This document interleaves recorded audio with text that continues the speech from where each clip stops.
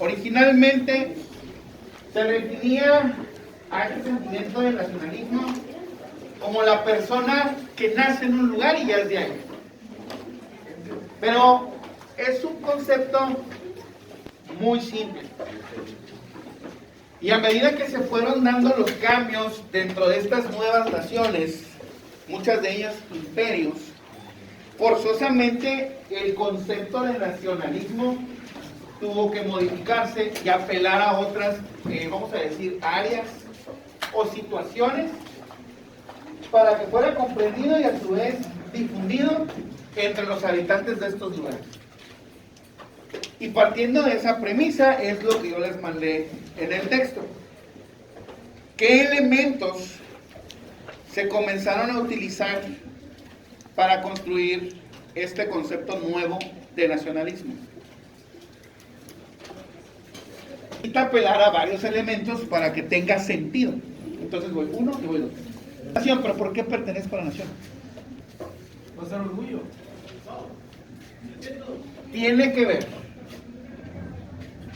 Pero antes de eso necesitamos escarbar de dónde. Miren, lo voy a poner en un caso muy concreto. Si llega aquí un norteamericano y tiene aquí unos hijos, viven en México, 5 años, luego se van a Estados Unidos otra vez, ¿son mexicanos? ¿En serio? No. Vamos entonces desarrollando el por qué no. Entonces, Valle, ¿quería comentar algo? Se abandona el principio del umbral y se reemplaza por cuál. Tener ustedes los derechos necesitan primero ser reconocidos como mexicanos. Entonces, en el inter de eso, vamos buscando estos detalles. ¿Y también las tradiciones entran ahí o entran en cultura? Esta es la cuestión cultural. Ok, ya tenemos. Sí. De lengua para abajo, de lengua hasta raza entran en xenofobia. Ok, es que esto es una consecuencia. Esto es una consecuencia. Antes de llegar a las consecuencias tenemos que ver, bueno, qué nos está originando todo ese comportamiento nefasto, ¿no? Y que lo vamos a ver, son las causas, o en este caso, pues es la base de todo nacionalismo. Para poder tener esta identidad de mexicano, estadounidense, italiano, francés, de la que sea, todos lo tienen. Y la manera en que lo van a promulgar, pues depende de cada país. Pero todos lo tenemos. Para que yo les pueda convencer a ustedes de que se deben de sentir mexicanos, yo voy a apelar a las raíces. Y nuestras raíces se encuentran en los grupos étnicos, aunque hoy no nos importen. Pero todos decimos, no, es que nuestros pasados prehispánicos hicieron esto y esto y esto, y cuando los veo en la calle los humillo. Pero son nuestras raíces. Y entonces es lo que me genera un arraigo a la tierra.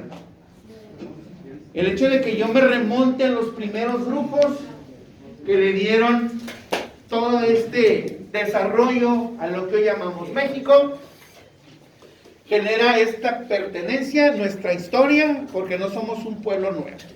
¿Sí? Tenemos un pasado y ese pasado se tiene que ensalzar. Y hay que decir que eran maravillas, pero sí lo fueron. Pero tenemos que apelar a ellos.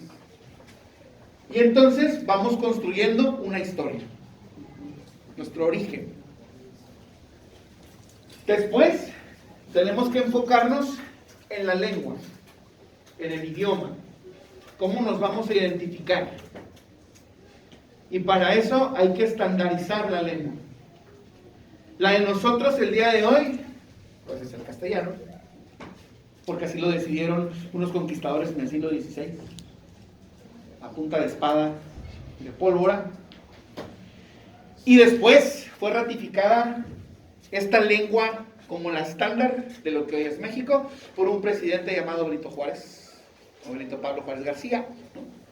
Ese que tanto ama el presidente actual, que a pesar de que tuviera ascendencia originaria, el idioma que le impuso oficial a todo el país fue el castellano, valiéndonos que tengamos 160 lenguas, de las cuales hoy nada más nos quedan 68 de los pueblos originarios, Porque el estándar es el castellano y si no lo aprendes, no puedes participar en ese ejercicio de la democracia, de tus derechos y de tu desarrollo. ¿Sí? Uno y dos.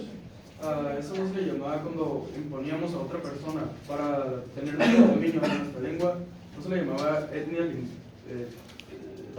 lingüística. Sí. Sí, lo que está asociado con las etnias lingüísticas, Sí, sí. bueno, lo referimos a estos pueblos todavía que la practican, pero que ya son muy limitados.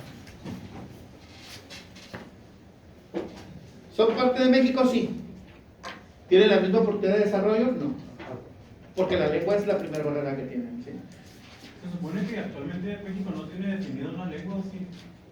El lenguaje que tenemos, o la lengua oficial, es el castellano. Nuestras leyes están en ese idioma. La que estamos hablando en este momento es esa. Aprendemos otras. ¿Está establecido en el país? No está establecido como si fuera un decreto de la Constitución, pero en la práctica es eso. Toda la educación, las leyes, parten de, se legislan en ese idioma, se sesionan en ese idioma, y pues es el que tiene mayor difusión.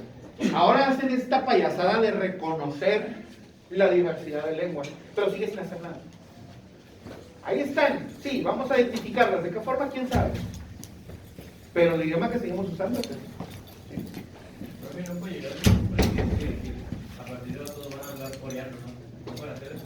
En este caso no. ¿Por qué? Porque la lengua que está arraigada ya en nuestra historia, como la de México, pues es este castellano, ya no se puede cambiar.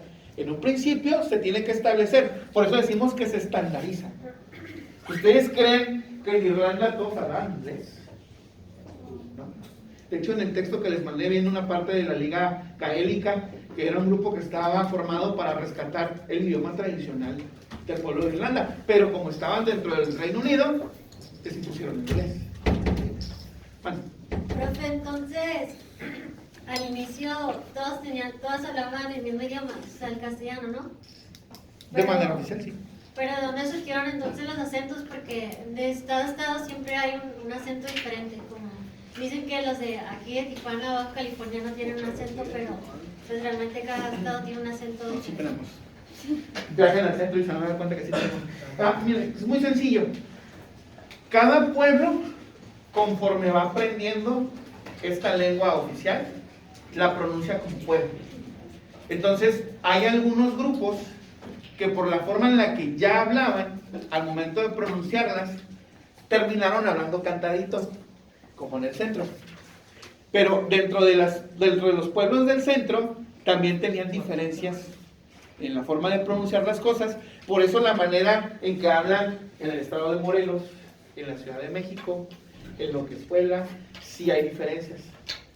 Pero para nosotros todo suena cantadito, ¿no?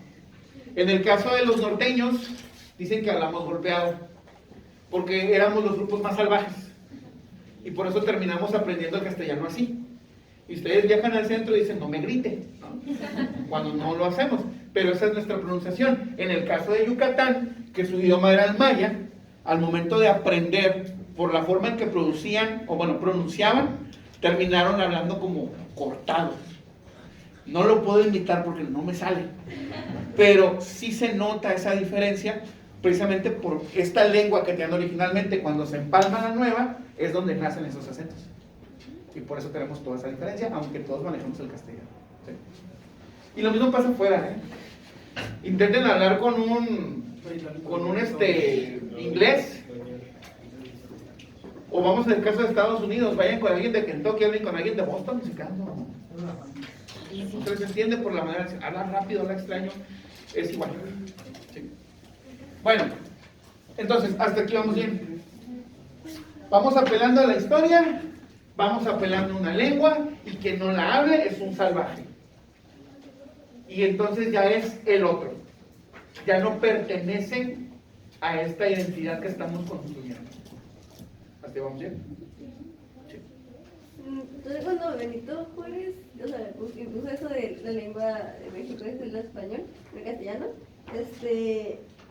sí tenía ese pensamiento, esas intenciones de si no lo vas a hacer, eres salvaje. Bueno, no tan así literal, pero como que esa idea, porque pues según yo él era grupo indígena. Sí, tenía ascendencia mixteca, si mal no recuerdo. No, zapoteca. El detalle es que él decía, tenemos que avanzar. La mayoría habla este idioma y lo tenemos que estandarizar. O sea, estaba consciente que no era la forma más correcta, pero era algo que se tenía que hacer. Acuérdense que veníamos de un país dividido entre tanta guerra civil y tanta invasión y tanta cosa, y pues ni modo, hay que estandarizar una lengua. Y se llevó de calle a estos grupos y sí lo hizo.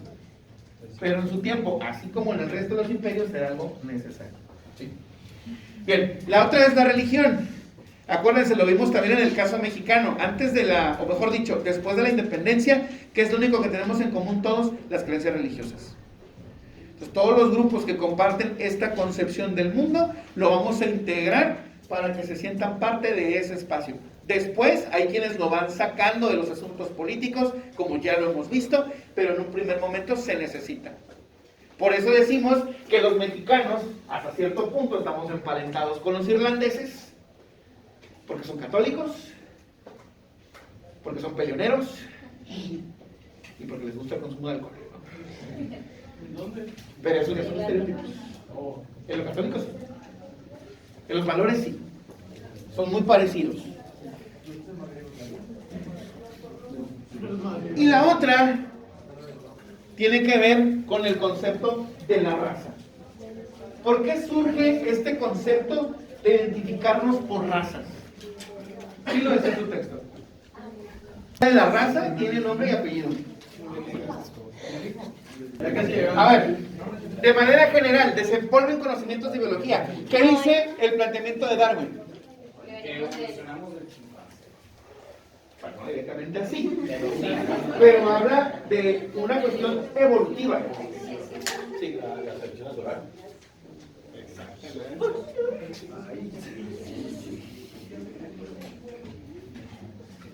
Sí. ¿No ya? Ok. Dice Darwin, tenemos este proceso de selección natural donde hay especies que evolucionan porque se adaptan al medio, sobreviven y son más fuertes que otras. Entonces, cuando se está construyendo el nacionalismo, retoman el planteamiento de Darwin y dicen, esto pasa igual con los seres humanos. Hay seres humanos que evolucionaron más, que son más avanzados que otros, y entonces entran en un pleito de razas. Porque la raza blanca, para ellos, es la que evoluciona. Porque es la que tiene el desarrollo industrial, lo tecnológico, las armas, lo económico, lo que hemos trabajado todas estas sesiones. Dice, nosotros somos la especie que más evolucionó, estamos por encima de las otras razas que son negras. O de otros colores diferentes. Nada más porque su color es distinto, porque viven en zonas más precarias, son inferiores y las podemos conquistar, y les podemos hacer esto, y los podemos deshumanizar, porque así lo dice la evolución. Sí. ¿Vale? Si lo vemos de una cuestión científica, pudiera ser, porque no me consta el dato, pero así lo están entendiendo ellos. Acuérdense que el que está marcando la decisión o el que está marcando esta manera de pensar o de creer las cosas es el que está apuntando con el arma. No al revés. Sí. ¿Hay alguna raza que no se encuentra que se hayan desarrollado bien por ellos mismos? Si le ponemos atención, todas. Es que en realidad son como todos parejos, pero como iban en diferentes lugares, pues por eso se puede como la piel cambiando o la tipo de pues por eso.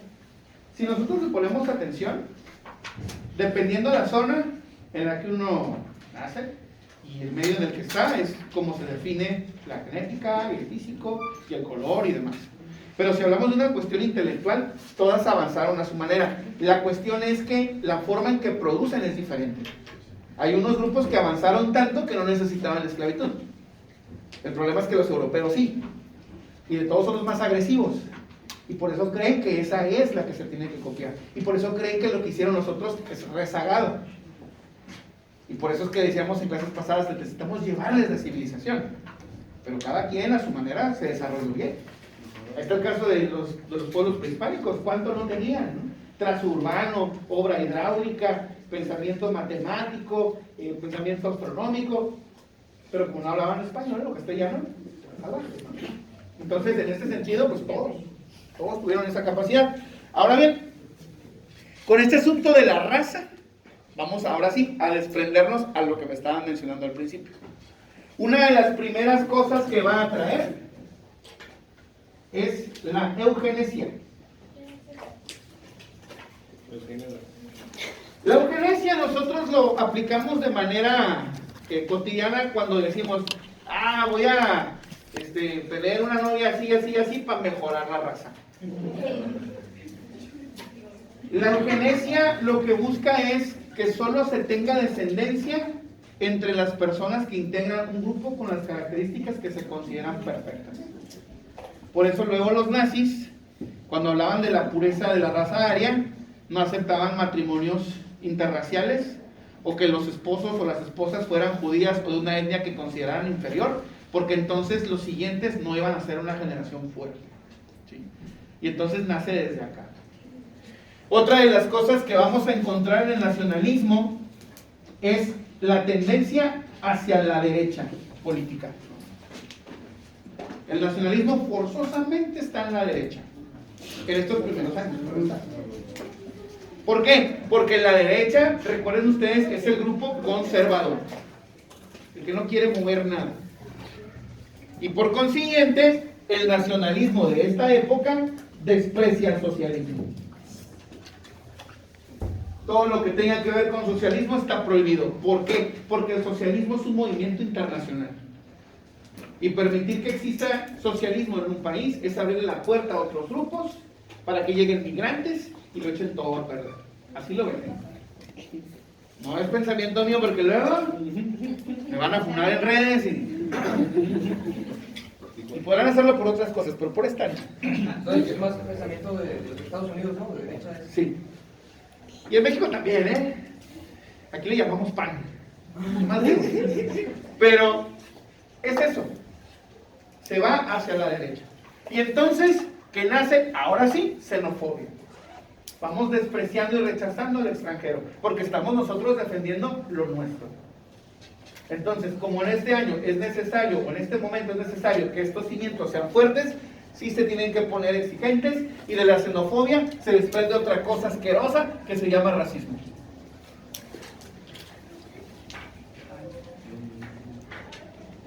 Y ahora sí, ya definimos qué somos. Ya tenemos el concepto de cuál es todo lo que nos identifica como mexicanos, como alemanes, como italianos. ¿Qué sigue? La difusión. Y pregunta para ustedes, ¿cómo vamos a difundir ahora todo este compendio de ideas? Así como ustedes lo acaban de enlistar, y están en lo correcto, el primer paso es educar a estos habitantes desde la etapa básica, preescolar, primaria y secundaria, a que conozcan cuáles son los símbolos patrios, que se aprendan de memoria el juramento, el himno de su país. No saben para qué, pero se lo saben de memoria. Y entonces lo hacemos por medio de la repetición. Y cada lunes, ahí estamos. Y luego decían, y lo decimos mal todavía, ¿no? Y luego está la cuestión de las efemérides, que mencionaban también hace rato. Recordar los momentos importantes de la historia de nuestro país. Y después de que acabamos con todo eso, y mis compañeros del segundo G van a leernos las efemérides de la semana. Y empezaban. Y todas eran de México. Y ahí pasaban con su papel porque ni se las aprendían. No hablábamos de otros países. Hablábamos puras cosas mexicanas para ir metiéndolo. Y luego el otro paso es romantizar el pasado, como decían ustedes, construyendo héroes a los que los niños quieren imitar. No sé por qué le dirían a un niño de cuarto de primaria que se aviente con una bandera a un edificio, pero es lo que les daban. Sí. No, yo nomás quería decir que el himno nacional es un canto militar que se utiliza para elevar la moral de las tropas. Bien. Allá vamos. Entonces, otra forma es metiendo esta idea de que es un orgullo representarlo a este país, ya sea en competencias deportivas, académicas, o es más todavía un honor pertenecer a la escolta que lleva la bandera en estas ceremonias. Porque para poder estar en la escolta hay que tener un promedio alto, porque es un orgullo. Y esto lo vemos nosotros cuando vamos a los eventos internacionales. Yo les puedo asegurar que los jugadores de fútbol en su juventud no les importaba lo mínimo saberse el himno nacional y eran los que hablaban en la asamblea, pero cuando están jugando un partido en el mundial, ahí los ven con la mano así y lloran.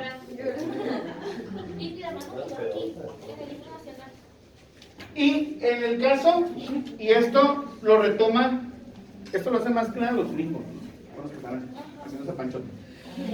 Lo retoma Hobsbawm. Hay un libro también muy bueno, donde toma el caso de la Eurocopa. Y a los que les gusta el fútbol, no me dejarán mentir.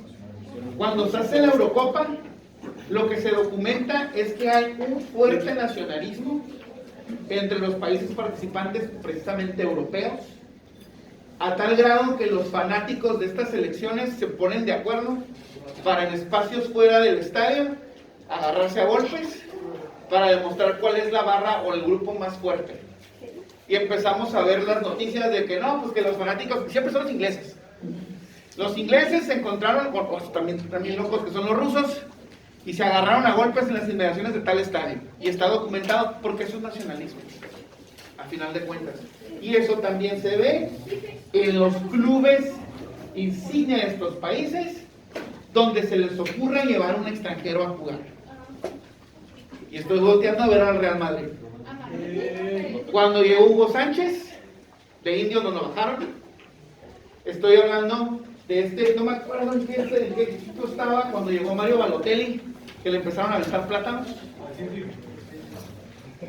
En el caso también de Samuel Eto'o, cuando llegó a jugar con el Barça, igual, porque como un extranjero va a formar parte de un club que representa a este país. Hablar del fútbol español sin hablar del Barcelona y del Real Madrid. El Atlético sí es importante, pero esos dos son los que tienen como que esta relación inmediata. ¿Cómo vamos a tener extranjeros de color ahí? Y se ve como la gente los desprecia.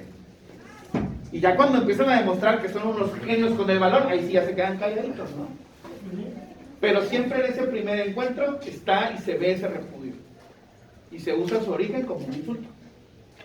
Entonces, ese nacionalismo busca ver que el otro es inferior y estar siempre en pugna con él.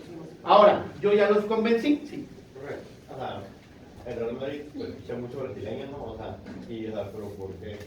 O sea, si no ayudaría mucho al nacionalismo español. Sí, en el caso del Real Madrid, niéguenmelo porque me puedo equivocar, aunque me sangre la boca, ¿no? De decirlo. Tengo entendido que es el que más Champions ha ganado. Sí, no, sí. Pues, ellos como club quieren ganar todos esos concursos internacionales y demostrar que son el mejor club. Y la verdad, el fútbol español no lo han empujado tanto como para que su base sea enteramente española.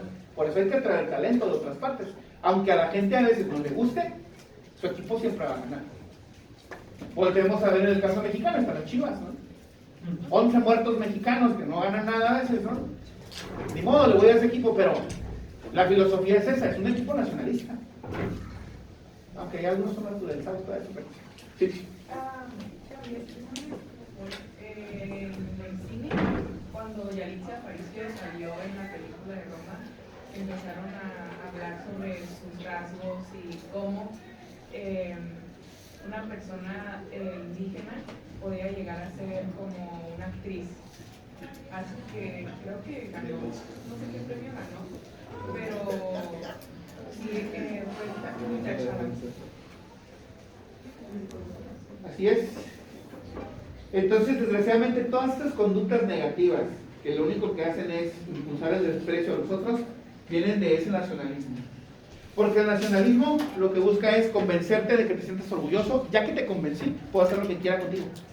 Porque te puedo convencer de que tomes un arma, vayas a matar a otra persona en otro lugar que no es el tuyo, porque estás defendiendo tu país. Y eso es lo que tiene que ver con la Primera Guerra Mundial. Exactamente. Convencer al mundo de que su nación necesita que vaya a matar a otro. Por eso decimos, ahora sí, cerramos el círculo, que el nacionalismo es una causa de la Primera Guerra Mundial, porque para poder competir con ellos necesito mover esa gente. Perdón, quería agregar algo más, Castelo. Así que también nosotros, bueno, no me incluyo, pero los mexicanos,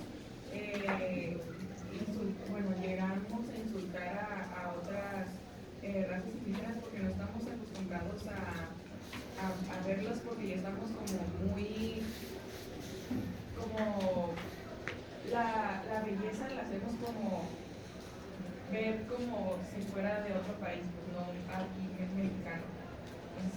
Sí, los cánones de belleza son extranjeros. Sí. O sea, nos quejamos de los argentinos y son iguales. Uno y dos. Pero ellos son blancos. Ellos son blancos.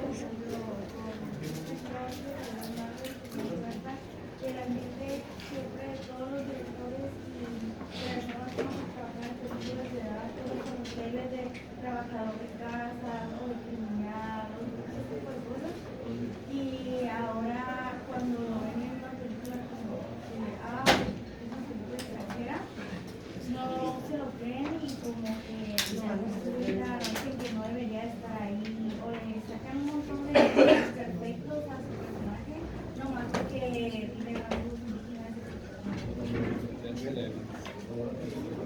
Los problemas de migración que hubo después de la guerra fueron por el mismo nacionalismo. Sí. Por la xenofobia. Así es. Porque la migración estaba limitada dependiendo la raza. Se deja entrar a pocos europeos blancos, pero pobre del moreno que quiera cruzar a estas potencias. Sí se escucha feo, sí, pero es pensamiento de la época. Digo, ¿yo con qué cara voy a decir eso? Pero bueno, lo vamos a dejar hasta ahí. Nosotros vamos a revisar nuestro Classroom porque les voy a mandar la lectura entre hoy y mañana de la Primera Guerra Mundial para que le vayan echando un ojo. La próxima clase vamos a trabajar en todo ese desarrollo, entonces sí es importante que la lean. ¿Okay? La próxima clase creo que es hasta el otro lunes, ¿no?